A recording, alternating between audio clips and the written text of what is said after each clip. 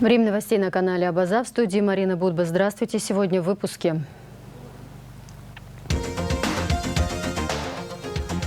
Абхазия и Башкортостан намерены развивать двусторонние отношения.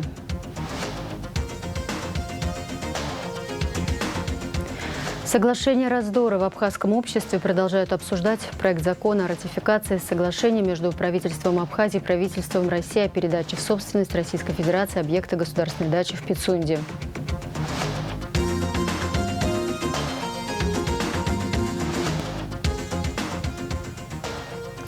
Михаил Шургалин вручил Иналу Арденба копии верительных грамот. В Уфе прошло расширенное совещание абхазской делегации с правительством и депутатами парламента Башкортостана. Руководитель региона Ради Хабиров во вступительном слове отметил давние крепкие связи между народами Башкортостана и Абхазии. Аслан Бжаня подчеркнул высокую значимость сотрудничества с регионами России и пригласил делегацию Башкортостана посетить Абхазию с визитом. Уважаемый Аслан Георгиевич, уважаемые коллеги, дорогие друзья, я вновь рад приветствовать делегацию Абхазии в Башкортостане. И мы очень надеемся, что у вас останутся самые теплые воспоминания. Парадокс в том, что вся история взаимоотношений народов Башкортостана и Абхазии – это история взаимной поддержки и дружбы. Когда в 20-е годы в Поволжье был голод, Абхазия помогала нашей молодой республике продовольствием.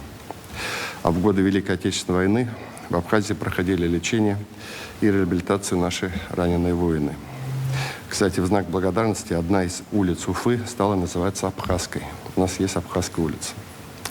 Много молодых абхазов обучалось и в башкирских вузах во времена Советского Союза. И в особенности в новейшей истории, когда был подписан договор о дружбе и сотрудничестве между Башкортостаном и Абхазией. Кстати, один из знаменитых выпускников Башкирского госуниверситета, Даур Вадимович Ковы, был вашим министром внутренних дел. Сейчас, насколько мы знаем, он министр иностранных дел. Сейчас, да. Сейчас министр культуры. И это наш выпускник, мы им тоже очень гордимся. Мы развиваем партнерство в сфере экономики, образования, культуры. Многие наши жители, безусловно, отдыхали и знают здравницы Сухуми. В 2010 году Сухуми и Уфа стали городами-побратимами. И сегодня мы будем считать и считаем, что ваш визит даст новый толчок развития наших отношений. Мы посмотрели наш товарооборот, он вообще небольшой, конечно. Это в основном экспорт нашей продукции и не превышает 20 миллионов долларов. Полагаю, что есть огромный потенциал для этого. И мы, в свою очередь, готовы нарастить и импорт, соответственно, и фрукты, и здравоохранение, и туристические услуги. Я полагаю, что вот эти вопросы у нас будет сегодня возможность обсудить. Конечно, как и Абхазия, Башкортостан знаменит разнообразием своих и пейзажей, и туристическими объектами тоже, развитой санаторно-курортной базой. И с учетом нашего опыта, думаю, нам следует изучить возможности кооперации с абхазскими партнерами в туристической сфере, чтобы туризм носил взаимовыгодный характер. Наши вузы, как вы уже знаете, могут предложить абхазским студентам качественное высшее образование, а государственным служащим повышение квалификации по образовательным программам управленческих кадров. Это может быть, возможно, интересно. Уверен, что сегодняшнее заключение межмуниципальных соглашений даст новый импульс развития двусторонних отношений. В целом, Башкортостан открыт миру, открыт взаимодействию, особенно с такими для нас дорогими друзьями. Я очень надеюсь вновь, что наша встреча даст дополнительный толчок нашему дальнейшему сотрудничеству. Еще раз, уважаемый Аслан Георгиевич, вашу делегацию, вас благодарю за официальный визит, за возможность вот такого тесного, плодотворного сотрудничества. Спасибо. Историю взаимной поддержки. И мы, я в частности, как руководитель Абхазии, намерен и в дальнейшем исходить из этих позиций. Вы осведомлены о том, что у нас подписано огромное количество договоров с Российской Федерацией. Россия для нас является стратегическим союзником, братской страной, которая признала независимость Абхазии. И установление особых отношений с субъектами Российской Федерации для нас является очень важным направлением деятельности. с учетом тех отношений, которые сложились с вашей республикой, мы, конечно же, будем и обязаны наполнять их новым и новым содержанием. В настоящее время у нас идет процесс гармонизации законодательства с Российской Федерацией. Мы в еще большей степени будем открывать нашу экономику для российских инвестиций после того, как значительное количество государств объявили санкционные режимы в отношении России. Мы, конечно же, думаем, что наша территория может быть использована в плане реализации программы по параллельному импорту. Транзитные возможности могут быть задействованы. Они сегодня еще не носят тот масштаб, который могли бы носить. Эта тема для обсуждения. У нас 2 порта. Мы имеем выход в этом смысле к другим государствам. Поэтому это одно из направлений, которым можно было бы воспользоваться. Другое направление – это туризм, сфера туризма. Там очень много аспектов, и мы рассчитываем на то, что в ближайшее время, в ближайшие годы эта отрасль важная для нашей экономики получит новое развитие. Мы занимаемся решением вопросов, связанных с упрощением работы пункта пропуска между Россией и Абхазией, пункта пропуска на Псоу. Уже идет работа, определен инвестор по запуску нашего Сухумского аэропорта. Идет направление работы, связанное с газификацией Абхазии. И все это российский капитал, российские компании. И, конечно же, мы хотели бы, чтобы ваши предприятия в этом приняли участие. У нас, по нашим меркам, определенный объем. Мы весь объем горюче-смазочных материалов завозим из России. Сейчас были некоторые сложности. В этом направлении тоже можно было повзаимодействовать. У нас есть государственная топливная компания, мы ее поддерживаем. Это тоже направление работы, которое могло бы быть интересным. В гуманитарной сфере вы подчеркнули у нас давнишнее взаимодействие. Вчера или в пятницу собирались выпускники высших учебных заведений Башкирии в Сухуми. Такое башкирское землячество. Даже фотографию прислали. Это такая добрая, хорошая традиция. Вот на уровне, им уже по 40 лет, по 45 лет, много руководителей в сфере здравоохранения, в сфере культуры. Это ребята, которые впитали в себя вашу культуру. Есть смешанные браки. Вот один из известных врачей из моего села, он женат на башкирке, у них 3 замечательных детей. И это нас только радует. И, конечно же, установление отношений на уровне руководителей – это то, что дает импульс, это то, что соответствующим образом ориентирует правительство. И поэтому мы сегодня здесь и рассчитываем на то, что наше взаимодействие в дальнейшем получит новый импульс. Еще раз хотел бы, уважаемый Ради Фаритович, уважаемые коллеги, поблагодарить вас за прием, за теплый прием, который вами оказан. В свою очередь хотел бы просить вас о том, чтобы вы к нам приехали. Будем с большим удовольствием вас принимать. И еще один вопрос, который я хотел бы отметить, это летний детский отдых. Дети должны все-таки, как это мне представляется, как это было в советское время, в хороших пионерских лагерях на берегу моря. Мы такую возможность можем предоставить. Можем предоставить площадку для строительства специального детского лагеря, если вы сочтете это нужным. Поэтому целый набор предложений у нас будет и у вас, и мы готовы по ним работать. Благодарю за внимание.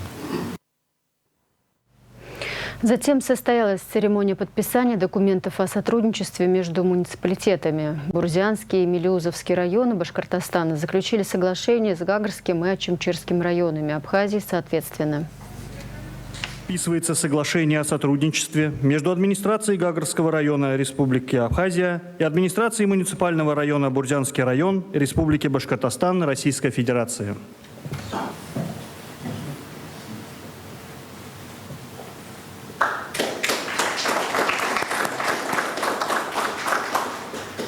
Подписывается соглашение о сотрудничестве между администрацией Ачамчирского района Республики Абхазия и администрацией муниципального района Мелюзовский район Республики Башкортостан Российской Федерации.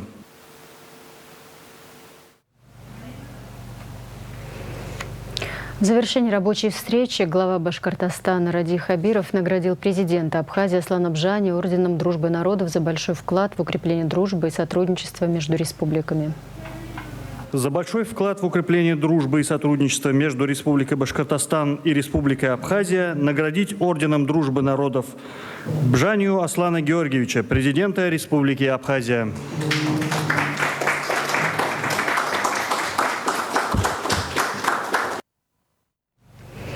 По завершению расширенного совещания абхазской делегации с правительством и депутатами парламента Башкортостана Аслан Бжани и Ради Хабиров дали брифинг для журналистов. В целом, как вы оцениваете перспективы сотрудничества Абхазии и Башкортостана? В каких направлениях оно должно развиваться? Понятно, что, наверное, пока тот товарооборот, который есть, он не устраивает обе стороны. Добрый день. Наши отношения имеют большую перспективу для развития с учетом того, что в отношении России в целом введены санкции. Я так предполагаю, что режим этих санкций будет продолжен. Возникают новые возможности. Возможности, связанные с поставками из Башкирии в Абхазию. Абхазия может быть использована в качестве транзитной территории. Мы предполагаем, что территория Абхазии может быть использована для реализации программы параллельного импорта, для импорта в Российскую Федерацию. Это вот то, что нам дает новое время. С одной стороны проблемы, вызовы, с другой стороны новые возможности. И ряд других направлений. Мы сегодня об этом говорили. Специалисты и профильные ведомства будут работать более детально с тем, чтобы тот товарооборот, который имеет место быть, в ближайшее время существенным образом повысить. Мы говорили о возможности, необходимости взаимодействия в гуманитарной сфере, в сфере образования, в сфере культуры, спорта, в сфере медицинской. Потенциал есть, мы внимательно изучаем. И я убежден в том, что эта поездка даст ощутимый результат в ближайшее время. Прежде всего, наши отношения, наверное, прежде всего даже носят некий эмоциональный характер. Это долгие годы взаимодействия, дружбы двух народов и взаимной поддержки. Это еще начиная с 1920 года. Это долгая история, подчеркиваю, взаимной поддержки. И это является очень важным, кстати, основанием и фундаментом для того, чтобы развивались экономические, гуманитарные, культурные отношения. Сейчас мы анализируем товарооборот, конечно. Есть над чем поработать, потому что нам интересны сельхозпродукты, которые выращиваются в Абхазии. Нам интересен туризм абхазский, нам интересна здравница Абхазии. Сегодня Аслан Георгиевич предложил посмотреть возможность и летнего оздоровительного отдыха наших детей. А у нас, вы знаете, очень много детей, они все нуждаются в том, чтобы хорошо отдохнули, поэтому мы уже приняли решение, что отправим туда специалистов Министерства образования и Минстроя, посмотреть, какие объекты есть и какие варианты отдыха. В целом, это только, я считаю, что некий такой новый этап. У нас уже были соглашения определенные, они требуют своего обновления. Я полагаю, что по итогам этой встречи мы предложим нашим коллегам с Абхазии заключить новые соглашения, которые актуализируют происходящие процессы. Но подчеркиваю, мы сейчас о чем еще договорились, что осенью мы выезжаем туда нашей традиционной официальной миссии, где есть обязательно и бизнес-миссия, и мы уже проведем реальные переговоры о реальных возможных соглашениях, сделках и, соответственно, повышении товарооборота. Аслан Георгиевич, какие вот ожидания от потока туристов из России в Абхазию в этом году? Будет ли он больше, чем в 2021? И вот вы еще упомянули о том, что упрощается въезд. Да, если можно, коротко, что будет сделано? Что касается работы пункта пропуска ПСОУ, этот вопрос нами прорабатывается. В этом году принято решение по облегчению перехода. Но мы ставим задачу перед собой не только в рамках этого года. Мы хотим сделать так, чтобы данный переход перемещение людей, перемещение грузов, товаров и услуг без ограничений. Свободное перемещение. Ограничения могут быть только по соображениям безопасности. Тут много вопросов, над которыми надо работать, и мы работаем. В большом договоре, который был подписан в ноябре 2014 года, такие условия были прописаны. К сожалению, данный пункт договора пока не реализован, но в течение 2 лет я надеюсь на то, что все будет именно так. Это очень важно, потому что на самом деле 11 миллионов пересечений в год. 99% тех, кто пересекает границу, это граждане Российской Федерации. Вы, наверное, знаете о том, что абсолютно большинство жителей Абхазии тоже имеют российское гражданство. Периметры наших границ с Грузией, морские границы, воздушные границы охраняются абхазскими и российскими пограничниками. То есть условия уже созданы для того, чтобы ослабить данный режим. Но это требует определенных подготовительных, организационных и правовых мер. И мы идем в этом направлении. Туристический сезон в этом году складывается неплохо.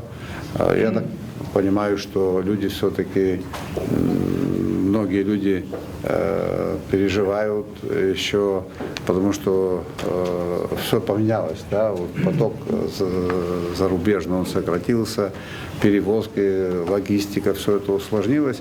А май, июнь у нас показатели были чуть-чуть отставали от прошлого года. Сейчас, вот за последние 2 недели, очень серьезная динамика. И, к сожалению, большие очереди на пункты пропуска. Мы рады нашим друзьям, рады тем, кто приезжает к нам отдыхать. Мы усилили меры безопасности в отношении отдыхающих. Такие направления очень развиты, как рафтинг. Пользуются отдыхающие такой услугой, как параплан. Это очень интересно, захватывает. И вот мы готовы и надеюсь, что в этом году сезон очень хороший. Детский отдых будет развиваться с Абхазией? Обязательно. Но я об этом и говорю, что сперва мы отправим туда специалистов Министерства образования и Министерства строительства, потому что это очень, очень чувствительно. Мы должны посмотреть, обеспечить. Мы очень признательны Аслану Георгиевичу за приглашение наших детей, потому что у нас моря нет, как говорится, а детей обязательно на море водить надо, особенно тех детей, у которых есть специальные предписания медицинские для этого. Мы обязательно этот вопрос изучим в ходе официальной делегации. Поэтому эту часть работы мы обязательно проработаем. Спасибо, коллеги. Можно еще один вопрос, пожалуйста? Илья. Аслан Георгиевич, вот вы говорите про параллельный импорт, да, что будете помогать России. Вот в этом плане вы не боитесь ли сами каких-то ограничений, санкций? Не будет ли это, не обернется ли проблемой для Абхазии? Нет, дополнительных проблем в связи с этим у Абхазии не будет. Вы знаете о том, что Абхазия признана некоторым количеством государств. Для нас самое важное то, что нас признала Россия. Поэтому никакие санкционные меры мы не испытываем, потому что они в отношении нас не отменялись никогда. Наоборот, эти сложности, которые возникли, они нас сблизят, а в некоторых вопросах помогут. Вот, в частности, то, что касается работы Сухумского аэропорта, капитальный ремонт. Раньше мы сталкивались с определенным, скажем так, не то чтобы непониманием. Многие считали, что этот вопрос не первый вопрос на повестке дня. А как выяснилось, один из самых важных. Нужно, чтобы люди ездили. И сейчас в форсированном режиме вместе с российскими друзьями мы занимаемся этой проблемой. То есть мы извлекли из этой ситуации плюс. И дальше так будет. А сложности мы не боимся, мы обучены сложности превращать в плюс.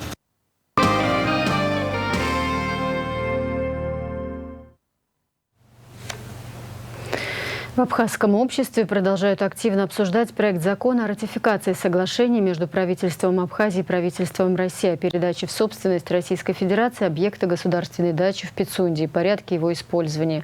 Депутат парламента Абхазии Дауд Хутаба, размышляя о ситуации вокруг Пицунды, в интервью YouTube-каналу «Апсны Хабар», высказался против соглашений и предложил создать новый документ, который устроит обе стороны. Кто интересуется и не интересуется этой темой более или менее, знают, что я выступаю против ратификации данного соглашения. Но, с другой стороны, я замечаю, что на моих коллег, которые, например, поддерживают ратификацию данного соглашения или пока еще окончательно, то есть не сформировали свое мнение, на них, естественно, давление в какой-то мере оказывается. Я бы не сказал, что это давление какое-то только негативное. В смысле, это на самом деле ведь звонят друзья, родственники, да, люди, которые непосредственно доверяют данному конкретному депутату и говорят: не делай этого, не надо, не будем отдавать нашу собственность, не будем отдавать нашу землю. Обычно это именно так еще приходится. Как бы тут вопрос не рассматривается, как мне отдать в аренду, а уже так получилось, что в обществе вот это вот термин отчуждения стал главенствующим. Вместе с тем я также добавил бы, что в парламенте на самом деле немало ребят, немало коллег, которые сегодня выступают против ратификации. И, естественно, мы также пытаемся убеждать наших коллег, то есть это тоже в каком-то смысле давление. То есть, да, мы пытаемся убедить, и люди пытаются убедить. Другое дело, я отдельно хотел бы отметить, если честно, вот этот вот уровень вот этот хейта, да, то, что называется слово, и вот эта тональность, которая присутствует у нас в интернете, это на самом деле, на мой взгляд, неприемлемо. Для меня это не вопрос, знаете, предательства, то есть, да, интересов быть за то, чтобы отдать вот эту дачу, государственную дачу в ФСО. Для меня это вопрос того, что нам нужно или не нужно. Я считаю, это большая ошибка сегодня. Отдавать государственную дачу. Впервые наш созыв подвергся такой серьезной критике. И это будет продолжаться, наслаиваться, потому что новые вызовы, которые будут стоять перед нами, они будут требовать того, чтобы мы реагировали на них с учетом интересов защиты нашей государственности. Если мы где-то будем поступаться этим, я боюсь, да, наш созыв действительно останется в истории в таком негативном ключе. Хотелось бы, чтобы об этом тоже думали, в том числе и сегодня по этому вопросу тоже. А так просто я хочу еще раз, чтобы это было видно. На мой взгляд, если мы отдадим государственную дачу, это будет большая ошибка, но не предательство. В идеале, да, вот прошлый созыв, когда впервые началась эта тема, наверное, им надо было подключиться. Им надо было подключиться, чтобы до того момента подписания соглашения внести изменения со стороны Роса. Но, к сожалению, этого не было сделано. Мы вполне можем в данный момент не ратифицировать это соглашение и сразу же начать готовить новое соглашение, которое устроит и Российскую Федерацию, и нас. С тем, чтобы мы уже эти самые острые углы, самые проблемные моменты, которые нас задевают, чтобы мы их обошли. Да. Это хороший. То есть не нужно, знаете, говорить нет, не даем, все такое не нужно. Нужно просто найти форму. Председатель АНД Атгур Ардзинба, председатель АРО Тимур Гули, экс-директор курорта Пицунда Даур Курмази прибыли на встречу с общественностью и депутатами местного собрания в Пицунду. На встрече они высказались по поводу проекта закона о ратификации соглашений между правительством Абхазии и правительством России о передаче в собственность Российской Федерации объекта государственной дачи в Пицунде.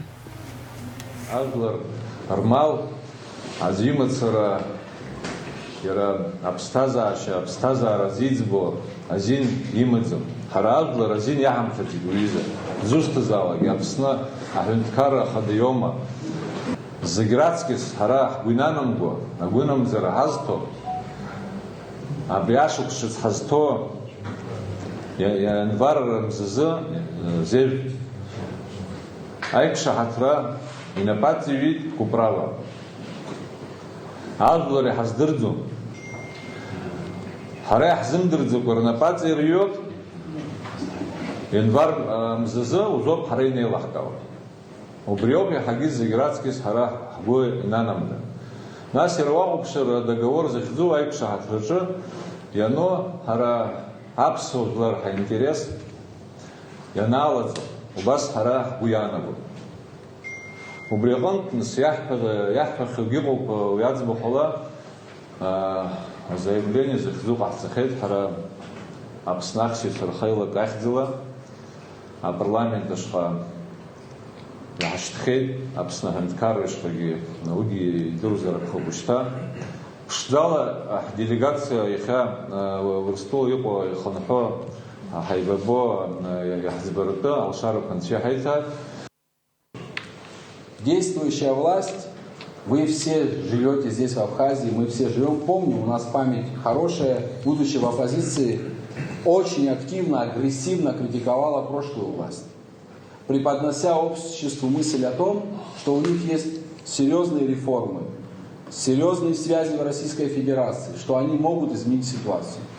За 2,5 года в Абхазию самый высокий чиновник, который приехал, это был только министр спорта. И то он приехал благодаря личным связям председателя комитета по спорту.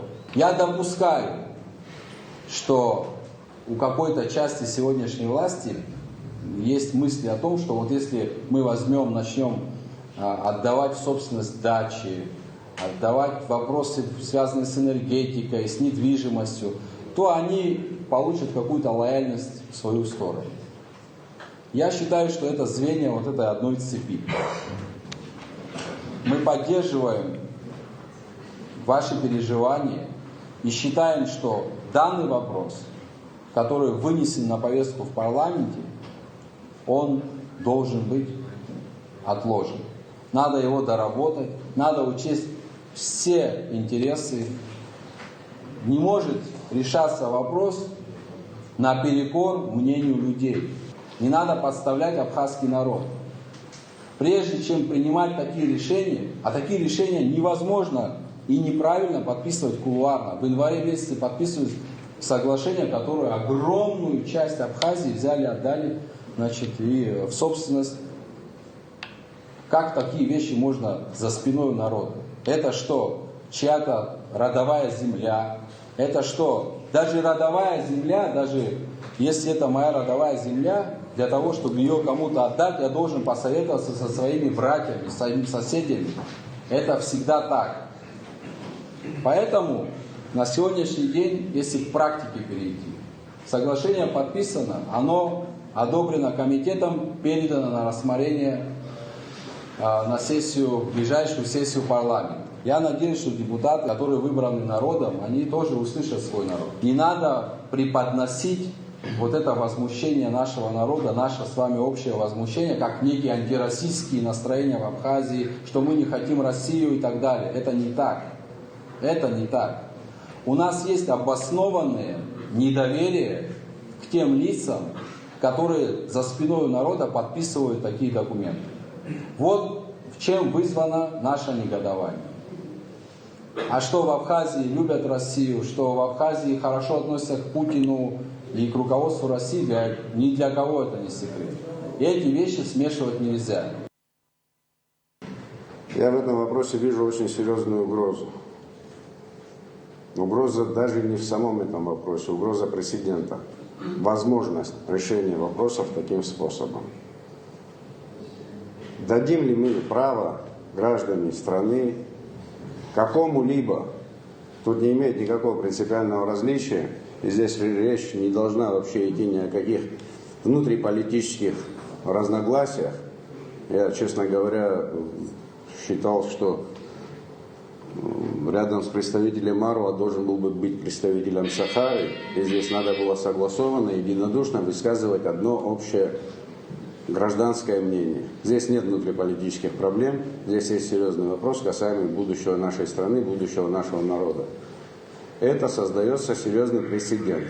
Допустим ли мы этот прецедент? Дадим ли мы право кому-либо, нынешним руководителям, прошлым руководителям, будущим руководителям, лицам, которые стремятся во власть, распоряжаться таким образом достоянием народа? Потому что это может просто послужить таким призывом, что можно любым способом выигрывать выборы, приходить к власти и решать вопросы подобного рода росчерком пера. Я считаю, что это очень опасный прецедент. Этого допускать ни в коем случае нельзя. Но если есть вопросы геополитического характера, они должны озвучиваться не таким образом, они должны озвучиваться в таком же семейном формате, с участием всех и политических сил, и общественных организаций, и представителей, и прежде всего горожан. И только после этого, наверное, надо подписывать и выносить уже на ратификацию подобные документы. Я не знаю о тех подводных камнях, которые могут быть связаны с наличием этого соглашения, но, по крайней мере, я уже твердо убежден, что наше руководство, по крайней мере, может точно опираться на патриотично настроенный народ, на патриотично настроенную молодежь. Желаю вам всем удачи, успехов. Это сложный путь, но этот путь уже проходили, определенного результата достигли, и по нему надо идти дальше для того, чтобы отстаивать свои национальные интересы.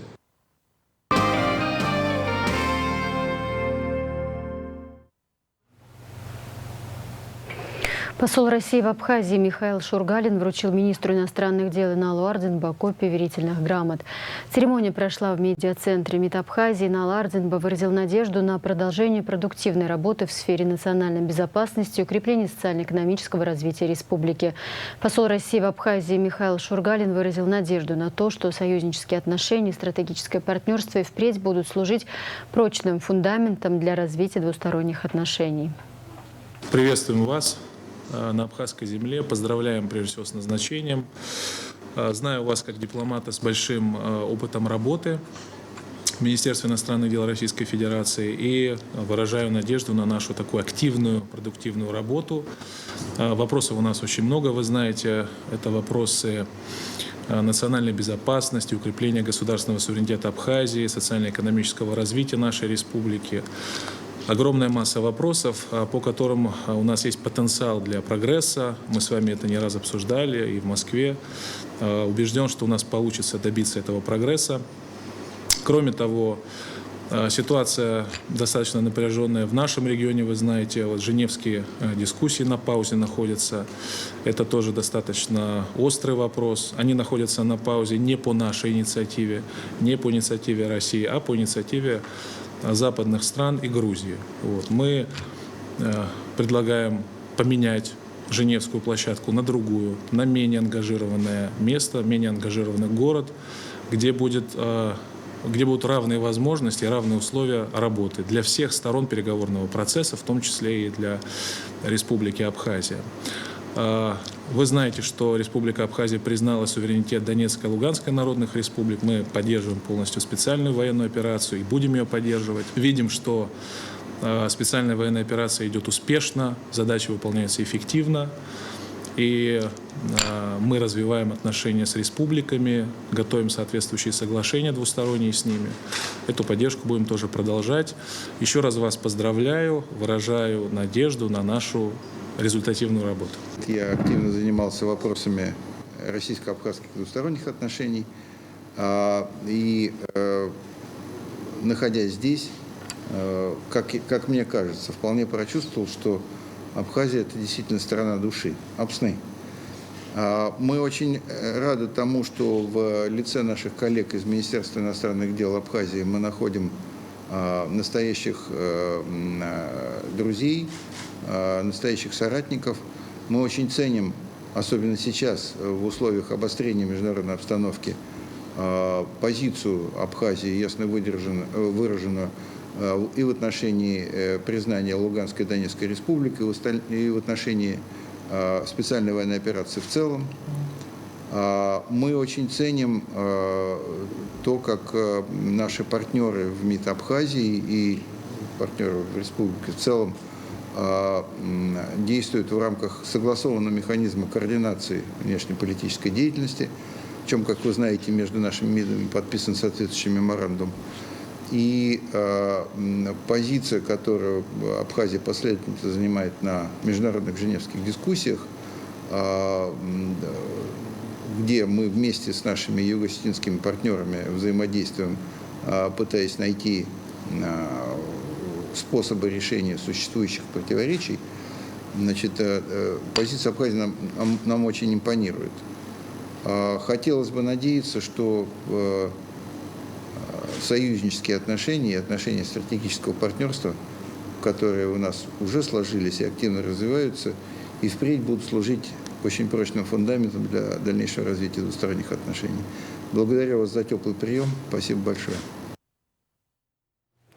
Премьер-министр Александр Анкваб подписал распоряжение о мерах по предотвращению распространения и ликвидации очагов африканской чумы свиней.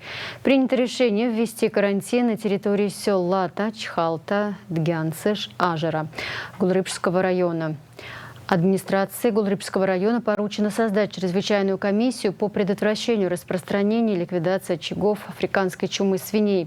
Государственная ветеринарная служба должна принять меры по установлению причин возникновения и распространения африканской чумы свиней на территории района, организовать проведение мероприятий по ликвидации очагов, усилить контроль за соблюдением ветеринарных правил и иных требований ветеринарного законодательства Абхазии организациями и гражданами. Контроль за исполнением распоряжений возлагается на первого вице-премьера Беслана Джопуа. Специалисты ООО «Форсайт Медикал» проводят плановое техническое обслуживание компьютерного томографа в Гудаутской ЦРБ. Министр здравоохранения Эдуард Будба приехал в больницу, чтобы посмотреть, как проходит техническое обслуживание КТ. Техники заверили министра, что проблему аппарата не выявлена, и он будет функционировать в штатном режиме, сообщает пресс-служба Минздрава.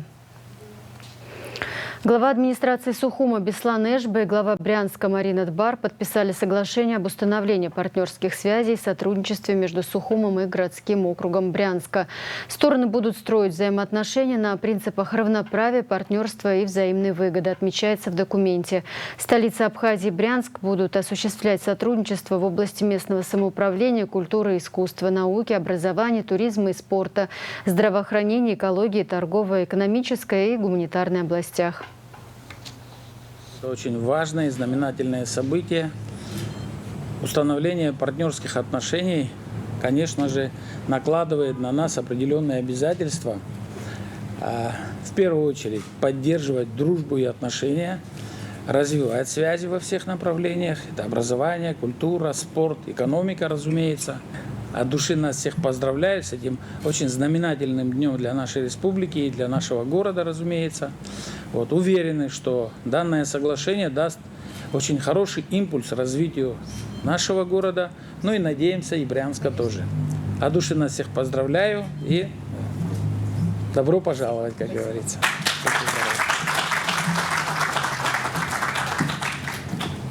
Наши народы давно связывают добрые отношения.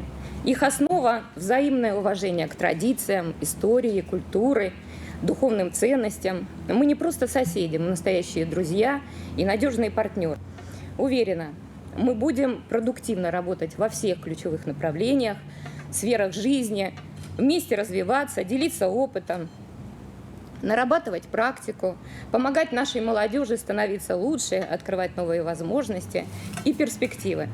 Пусть наша совместная летопись продолжается новыми успехами, яркими событиями и высокими достижениями. В Академии наук Абхазии прошла пресс-конференция, посвященная Гудзерскому дендропарку и проблеме его застройки. Вице-президент Академии наук Абхазии Сергей Бебер рассказал о научном значении парка. Владимир Таня, глава подразделения ЖКХ СФТИ, о том, кому все-таки принадлежит парк, а глава Госкомитета по экологии Савелий Читанав о том, как стала возможна расчистка и уничтожение деревьев в Гудзерском парке. Подробности у Марианы Котовой. Во-первых, стоит сказать, что по факту расчистки под застройку территории Гудзерского парка в настоящее время проводится прокурорская проверка. Около 1000 жителей поселка подписали заявление о прекращении деятельности строительной техники в районе дендропарка. Все эти материалы передали в Генеральную прокуратуру, которая в свою очередь передала их в Гулрипскую. На время проверки все работы в парке приостановлены. В настоящее время слово взяли ученые, которые утверждают, что строить в парке ничего нельзя, так как из-за деятельности человека могут быть уничтожены уникальные растения, многим из которых уже более 100 лет. Там произрастают уникумы. Это единичные, это уникальные, ценные древесные растения, которые сегодня они достигли свыше 100 лет и достигли практически уже предельного возраста, и они оставили такую информацию для нас, для ученых и для страны, которую необходимо сегодня снимать и уже использовать в практических целях. Растения, которые произрастают в дендропарке, привезены из различных уголков мира. Некоторые из них в единственном экземпляре. Есть порода деревьев, интересные с точки зрения производства древесины. Есть растения, способные очищать воздух от бактерий. И именно этим парк должен быть интересен, а не строительством гостиниц, уверены ученые. Там произрастает секвойя, вечно зеленая из Северной Америки. Там произрастает кипарис лузитанский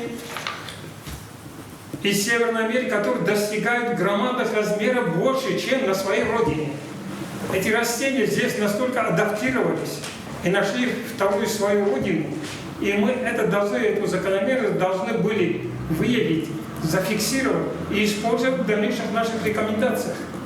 Многие эти древесные породы можно сегодня использовать для разведения лесных культур, для получения целевой древесины с такой производительностью, которая в 3-4 раза больше, чем наши местные древесные породы.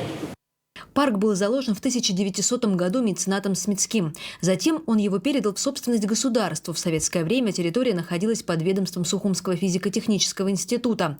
40 человек обслуживали парк. В 1989 году агротехнические и научные работники провели инвентаризацию парка.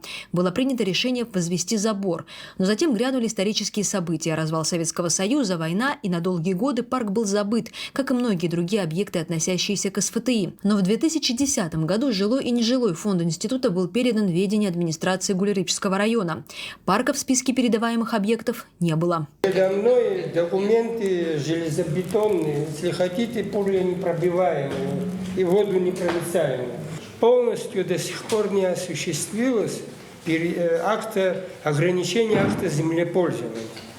У нас без СФТИ, как в советское время, было 84 гектара на нашем балансе.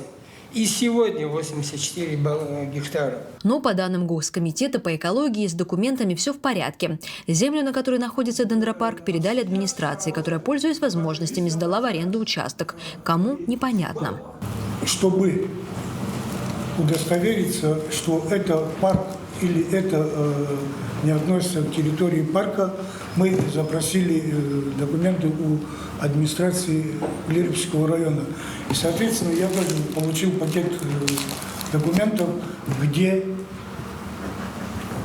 начиная с 2010 года, я сейчас не буду повторяться, очевидно, Сергей Михайлович говорил обо всем этом здесь, начиная с 2010 года идет вокруг этих земель спор. Одно время институт отказался от этих земель и передал администрации Гулерычского района. А Гулерычский район, используя фонд свой земельный, он продал соответствующей фирме, а фирма в последующем приватизировала. О продаже-то, может, и нет, но это в аренду, скорее всего, предоставлено фирме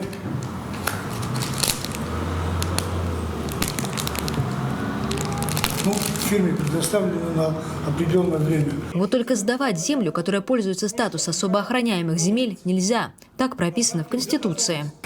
Согласно Конституции, эта территория является особо охраняемой территорией и не подлежит продаже, сдаче в аренду или другим хозяйственным воздействиям. Этот дендропарк должен служить науке. Как стало понятно из выступления главного эколога страны, в комитет за разрешением строить на берегу моря в Агудзере какой-либо объект никто не обращался. Но эта ситуация настолько привычна в Абхазии, что нисколько не удивляет эколога. Самое главное, о чем беспокоится Читанава, это своевременное информирование населения о намерениях строительства или отчуждения земель. Иной раз недосказанное слово, оно порождает массу небылиц, возведя в ранг государства. И потому говорить и ограничиться тем, что произошло, ну и что дальше, пусть будет так, нельзя оставлять, поскольку по чьей вине, по чьей халатности это произошло, должно быть выявлено. В итоге выяснилось, что земля под дендропарком все еще подведомственна СФТИ. Парк имеет статус особо ценной территории, защищен Конституцией. Разрушение парка приведет к экологическим проблемам. Но сегодня слово за прокуратурой, которая все еще изучает документы.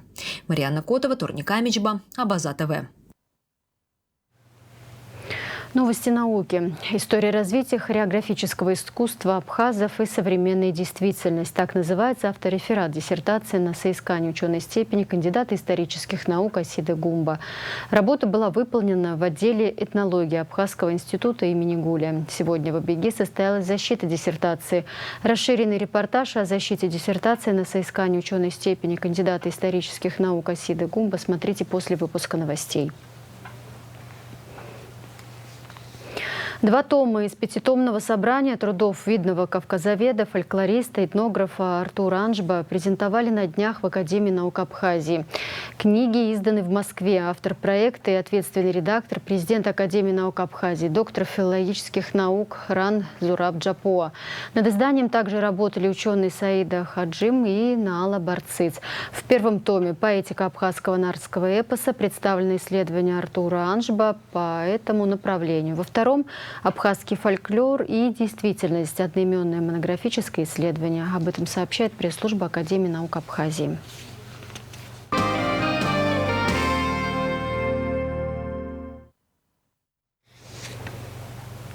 Делегация из Абхазии посетила могилу добровольца Муссы Даурова в Черкесске, сообщает Апсадгил-Инфо. Заместитель руководителя фонда «Помним» Ляля Чамагуа и председатель Республиканского совета ветеранов Великой Отечественной войны и труда Закан Нанба посетили родных добровольца Отечественной войны народа Абхазии 92-93 годов Муссы Даурова. Он ушел из жизни 8 июля 2022 года. В 1992 году Мусса Дауров по призыву Международной черкесской ассоциации вступил в ряды добровольцев, принимавших участие в боевых действиях в Абхазии. В декабре 1992 года возглавил военную разведку Восточного фронта, получил воинское звание полковника. Мусса Дауров работал редактором газеты «Адык Хассе». Он составил черкесско-русский фразеологический словарь. 7-й культурно-спортивный фестиваль «Абаза» состоится с 23 по 24 июля в Карачаево-Черкесии. Его проведет Международное объединение содействия развитию абазино-абхазского этноса «Алашара». Фестиваль состоит из 2 частей – Дня культуры народа Абаза и игр народа Абаза. День культуры народа Абаза традиционно отмечается 23 июля вместе с Днем государственного флага Абхазии и днем выхода первого номера газеты на абазинском языке «Абазашта». Мэрия Черкесска предоставляет территорию парка «Зеленый остров», где организует национальный двор, пройдут народные гулянья.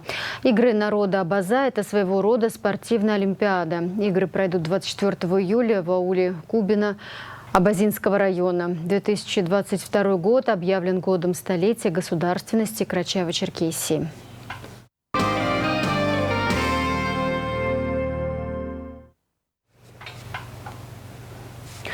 Смертельное ДТП произошло в Очимчирском районе. 1 человек погиб, 6 пострадали в результате аварии 12 июля на республиканской трассе у села Мыку, сообщает МЧС Абхазии. По данным ведомства, столкнулись Ауди и Тойота. Пострадавших доставили в больницу. Около 500 бездомных и домашних животных простерилизуют в Гагарском районе до конца года. Сейчас это самая крупная кампания. Стерилизация пройдет за счет гранта ПРООН. Об этом рассказала «Спутник», руководитель фонда по защите животных Багира Саида Отерба. По ее словам, акция началась около 3 месяцев назад. За это время ветеринары простерилизовали 62 собаки, 18 кошек. Население активно подключилось к решению этой проблемы. Многие не могли оплатить эту услугу сами и с благодарностью отнеслись к акции, сказал Отерба. К спортивным новостям. Впервые в истории абхазского футбола 14 июля на Сухумском стадионе «Динамо» состоится матч чемпионата города Сочи по футболу.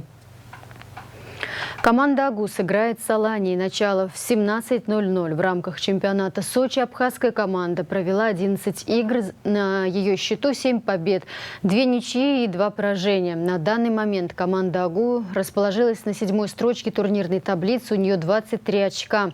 Алания на 8-й строчке с 17 очками. В прошлом сезоне абхазские футболисты стали серебряными призерами чемпионата. В завершении выпуска прогноз погоды.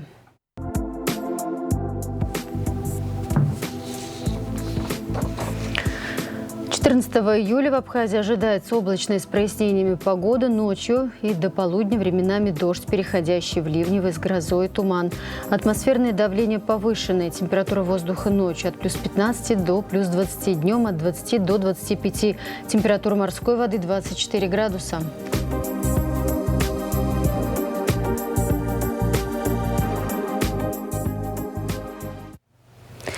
На этом пока все. За развитием событий следите вместе с нами. До встречи.